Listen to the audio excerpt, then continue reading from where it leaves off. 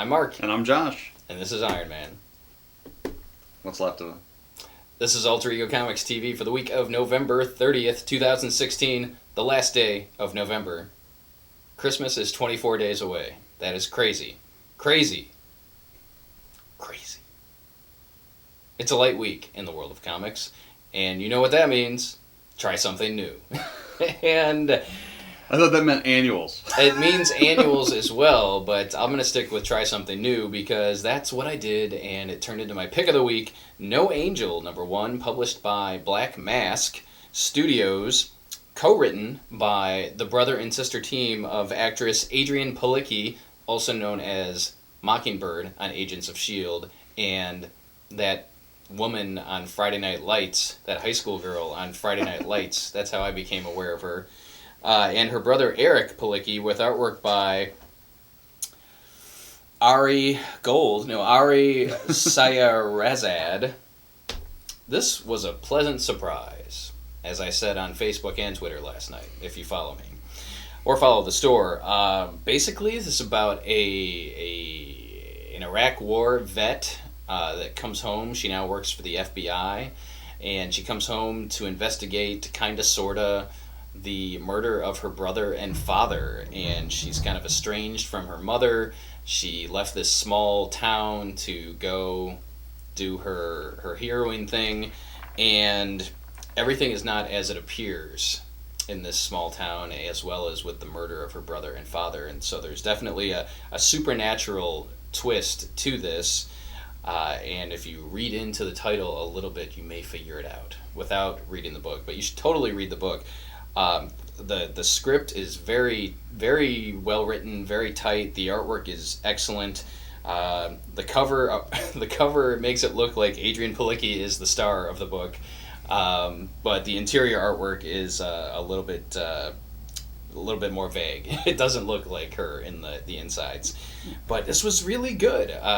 Was really surprised. Black Mask has been publishing some really good stuff, and I have to be honest with you folks who are local here. One of the reasons why we haven't stocked Black Mask is because they're not on something called Final Order Cutoff. I'm going to get a little inside baseball here, a little inside comics here a little bit, and that's something that many of the major publishers, including Marvel, DC, Image, Dark Horse, IDW, Boom, Archie. If you're a major publisher, you're on Final Order Cutoff. And what that allows us to do as retailers is either increase or decrease our order 3 weeks prior to the book shipping. And that really helps us with new series because we can take a chance on a first issue, and if it's a hit, then we can increase our numbers for issue 2, usually, and if it bombs, then we can decrease our numbers so we're not stuck with a bunch of unsold copies.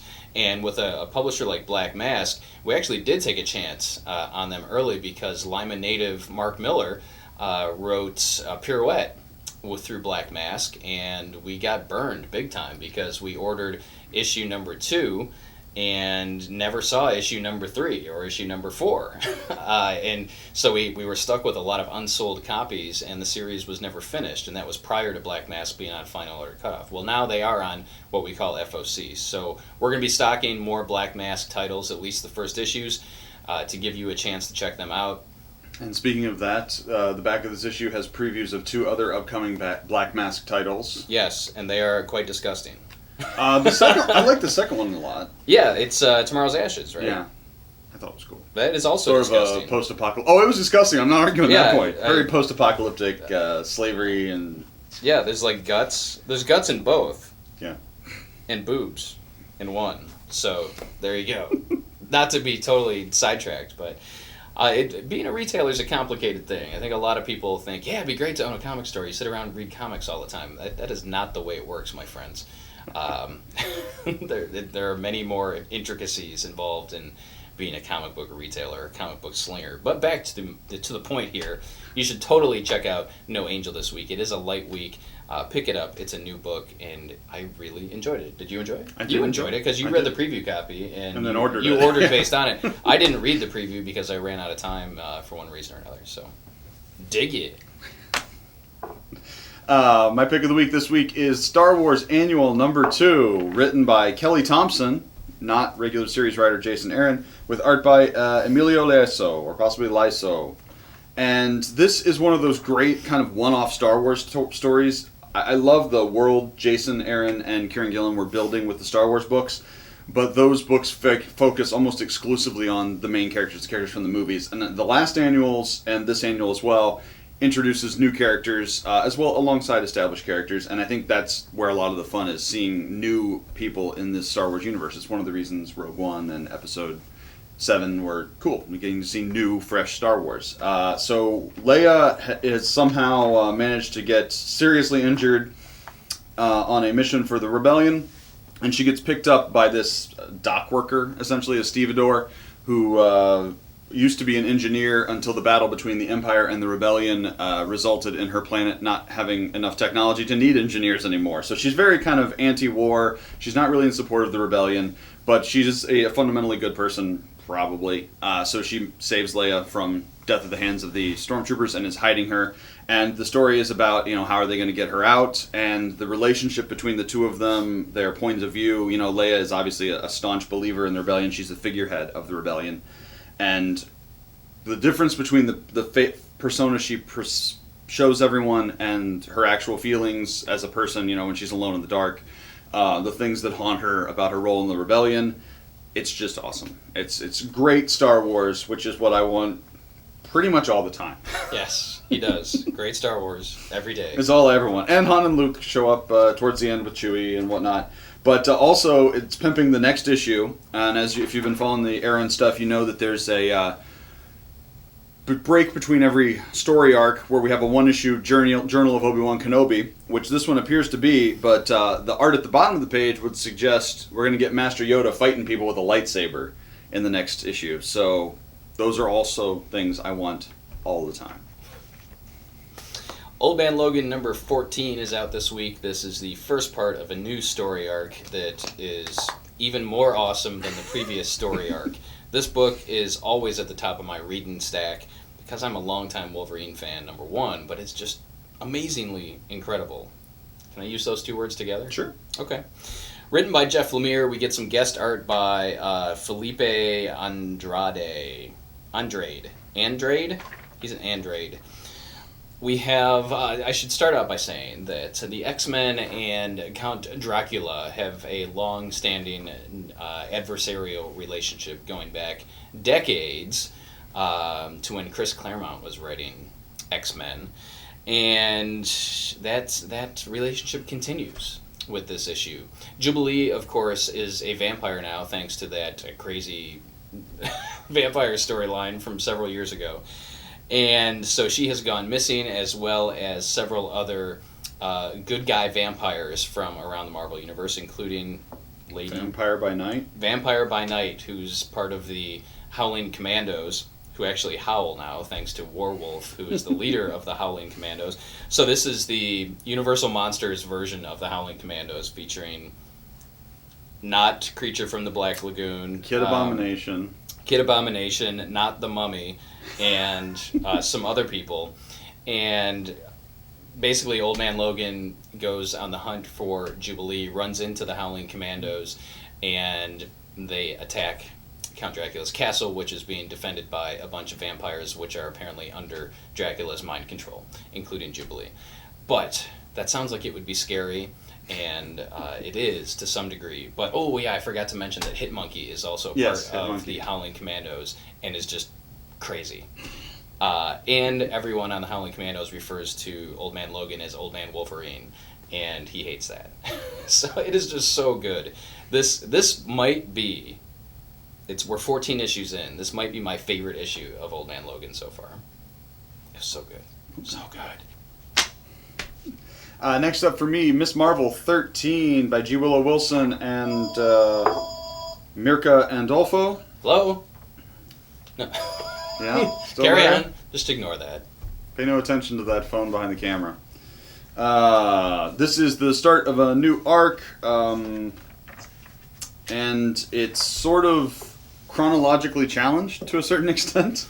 It's at the right point in the universe's continuity, but this is an election issue, which already kind of happened. Now, this isn't about the presidential election, but it's about dark forces trying to gerrymander the voting districts in Jersey City and the effect that could have negatively on the outcome. It brings back one of the minor characters from an earlier run who's an agent of Hydra who is now trying to run for mayor of Jersey City. And so Miss Marvel wants to get out and punch some people to stop them, and her friend Mike, who was dating, what's his name? Her other friend? No. Yeah. Oh, never mind. I was confused. Mike's a girl. Oh, that's right. She's the one with the yellow thing in her hair. Yeah. Okay. I'm just going to wear this helmet now. I'm just going to put this on. You might have to take the faceplate off to get it on. Never mind. So, and Mike reminds her that you don't have to punch people to help with elections. What the hell's going on here? Just keep talking. Forget about this. You don't have to punch people to help with elections. You can get out the vote and convince people to vote, and that's what happens. Miss Marvel rocks the vote, and it was fun. Wait, you don't have to inspiring. punch people to help with elections? Well, I'm not saying you can't, but... and it was just fun and timely, if a little late, and just Miss Marvel's awesome. It's fun and inspiring and funny. All right, I have a twofer. And if you would have told me that I'd be talking about 2 annuals from DC in my stack of stuff, I would say not likely.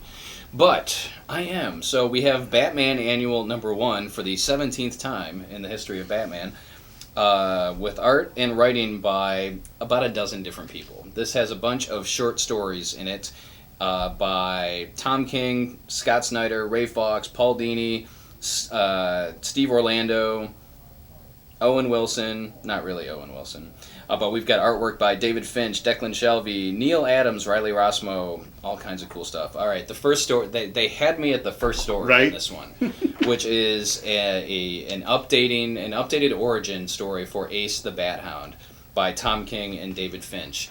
Worth the price of admission, that story right there. I'm telling you. All right, next story. We get... who is this? Scott Snyder, Ray Fawkes, and Declan Shalvey. A feel-good holiday story. I should say that this is almost like a Christmas annual. Pretty much every story in here relates to the holidays, which is super, super cool. And yet no calendar, man. That's all right. Okay, we get a Paul Dini written, Neil Adams drawn, Harley Quinn Batman story in here. Need I go on? Really, this is amazing. Amazing! I'm like brick heck. Okay, so one of the great things about this is that there is a Steve Orlando, Riley Rossmo story in here that is kind of a setup for a storyline that we're going to see more of in 2017 called Stag. So if you're curious to see what's to come for Batman, you want to check this out because that story's in here. Plus more stuff. So, God, this was so good. It was. So I read that one first, and then when I got to Superman, I thought I was going to see something similar, a bunch of short Superman stories. But what we get is one big Superman story by the regular writing team of Peter Tomasi and Patrick Gleason, with artwork by Jorge Jimenez. And this is a Superman Swamp Thing story, and it ties in with. Yes. No. Did you read it? I did. Okay. It addresses things that are going on in the world of Superman and how he is kind of I don't want to say a replacement Superman. He is not the Superman of the Earth that he's on, and that's having negative ramifications for the Green and for the Earth that he's on. And so Swamp Thing has a heart-to-heart. Well, they actually exchange fisticuffs, as usually happens when heroes meet. But just a really great story, and the artwork in here is phenomenal. Mm-hmm. Jorge Jimenez's artwork is mind-blowingly awesome. Yeah, and the page layout really suit Swamp Thing's nature. Yeah. The big splashes where you can see all the different stuff. It's very cool. This was everything I wanted in a Superman story. And again, one long story in the annual. You cannot go wrong with either one of these. So if you're reading Batman or Superman, you totally want to pick up the annuals this week. And my last pick this week is a pick from a very long time ago, but a new out in collected edition, Young Avengers, the complete collection. These stories have been out of print for a couple years at least, and they are some of the best new hero stories in the Marvel Universe of the last 2 decades. easily. Was this on our top 100 list? I have to assume it was. I believe it is. Yeah. It's a crying shame that these have been out of print so long. Right. Because especially with the most recent Young Avengers series that Kieran Gillen and Jamie McKelvey did, this is must own material for Marvel fans. Yeah. So this is the original stuff written by Alan Heinberg with art by Jim Chung. And this is this was originally collected in 2 different trades plus a one-shot. It's all in one volume now. It's all the classic era Young Avengers stuff. You could read this and be pretty much completely caught up. So if you read Civil War and were like, hey, who's this weird magic guy and this young kid with a cap-looking shield, this is where they're from. Young Avengers is sort of contemporaneous with the beginning of the Bendis run. Their creation comes out of the Avengers disassembled. At that time, there's no Avengers team, so these kids step up and try to fulfill the legacy of the Avengers, and it's amazing and human and awesome. Also featuring the first appearance of everyone's favorite Hawkeye, Kate Bishop. I was going to say Kate Hudson, but I know that's not right. She's now my favorite Hawkeye. She's everyone's favorite. If you, in our Comics Are Awesome Facebook group, which you should totally join, and we'll put a link in the show notes below, several people have commented that they're enjoying Champions. Mm-hmm. And, in fact, I just read a comment before we started filming this morning. I'm sorry I'm forgetting the name of the person who posted it, but they're enjoying Champions because they just started reading comics and there isn't a lot of history to those characters. Right. They found it very accessible to get into. Young Avengers is a book just like that. We really know nothing about any of these characters when you get started with this. So you can pick it up, hit the ground running, and by the end you've grown with these characters. And then you can follow their adventures when they go their separate ways and join different teams down the road. So if you're a fan of Marvel's current young heroes like Ms. Marvel or Nova or Miles Morales or Spider-Gwen or any of those people, Young Avengers is for you. And it's also great for classic Avengers because the story is very much steeped in Marvel lore. There's nothing you need to know, but there are lots of things that kind of overlay and interlock with the history that you're already familiar with if you are a regular fan. So I'm glad Wiccan doesn't do this side of the head thing anymore. The ears are weird. Yeah. All right, what else you got? All right, in my also rans category, stuff you need to know about. Ghost Rider #1, written by Felipe Smith with art by Daniel Parejo. We've got Robbie Reyes. He's on some TV thing, isn't he? Yeah. We've got a new #1. It was actually good and accessible, even though I hadn't read the end of the previous series. Guardians of the Galaxy. We've got a Spider-Man in space. A semi-Spider-Man crossover. He would be dead. Look at that cover. No helmet. No oxygen. Also, look how big he is relative to the... Is that the float from the Macy's Thanksgiving Day Parade? Yes, that's what it is, Mark. Okay. I think explosive decompression. It would. You're right. It doesn't matter. Inhumans vs. X-Men 0, written by Charles Soule with art by Kenneth Rockefort, who draws the Purdy. It's the start of Inhumans vs. X-Men. It spins directly out of the end of Death of X, so if you're reading that, you'd probably want to follow up. Next up, something kind of cool, DC New Talent Showcase #1. At the beginning of last year, DC ran a program to try and drum up some new talent for the DC Universe, and this is some of the stuff put out by those people. So we get, 9 or 10 stories written and drawn by new people. A few of them have done work before, but the vast majority of them are new names you haven't seen. We get Constantine, we get Wonder Woman, The Flash, Harley Quinn, everybody and their brothers in this book. And you should read it if for no other reason than one of these people might become your new favorite writer and artist someday down the line. Serenity's still continuing. Serenity No Power in the Verse issue 2. The first issue sort of seemed like they were getting drug into something that wasn't really a classic Serenity team-up. It wasn't necessarily about the crew of Serenity. This issue changes that, and the stakes are raised for the people involved, and we also get a lot of cool references to the show. 7 to Eternity, #3 from Rick Remender and Jerome Opeña is just awesome. And I think it's really starting to hit its stride. We're seeing that in part of this giant epic, what we're really going to get is sort of a group road story. And it was awesome. I can't say enough good things about Opeña's art and Remender's world building. And of course, Saga #40 is awesome, as every issue of Saga is, and heartbreaking, and Saga's great. And uncomfortable. Oh, well, And creepy, yes. So there you have it. So looking at Josh's stack of stuff, you may think it's not a light week, but that's about half of what he reads on a regular week. Did you reread Young Avengers? No. Okay. No, don't have that kind of time. Yeah. I have It's the like original printing. Do you have the original I printing? have the big hardcover they did. Yeah. Okay. I have the softcover, the original printing of the softcover. Anyway.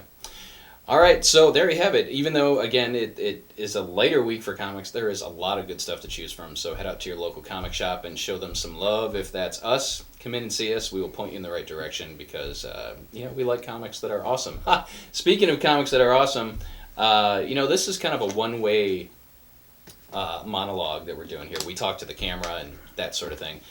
We want to have a conversation, though, so we want you to head over to our private Facebook group where we talk about comics that are awesome. And it's very positive, and that will be a conversation. In fact, we've got several conversations going on over there right now. We've had members of the group start conversations. We have members helping members. It is super cool, and we want you to join the party, and it is open to comic fans around the world. So we'll put a link in the show notes, and we hope to see you over there. If you like this week's episode, as always, give us a thumbs up. And make sure to subscribe so you can be notified when the latest video hits YouTube. Thanks for watching, and we'll see you next time.